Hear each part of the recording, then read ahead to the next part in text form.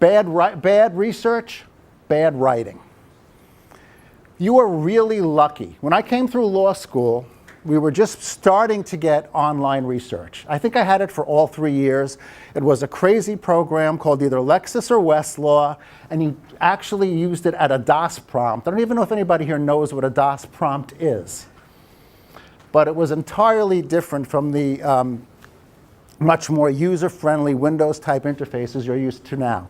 But what happens now very often is that the manner in which we do our research enables us to focus much too quickly on a very specific answer to a very specific question. And it's sort of the old, metaphor, you don't see the forest for the trees. You get to a very specific answer to that question, but not really understanding how you got there.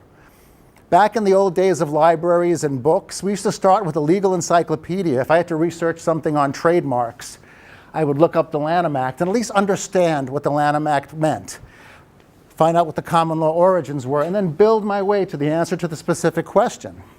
Now we find that answer oh so quickly, and what's more important and perhaps more dangerous is we find the one answer to the question and think we're done.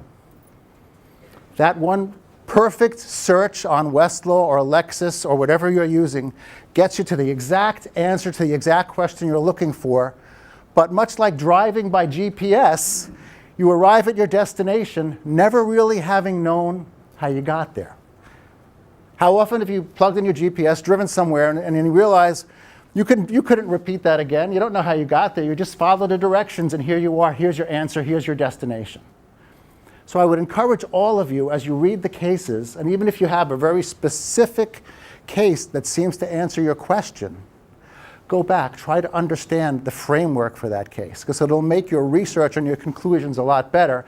And if you're writing a brief or trying to give an opinion to a client or a senior attorney, your opinion is much more likely to be correct. Because very often, on the way to understanding the law, you begin to understand the exceptions.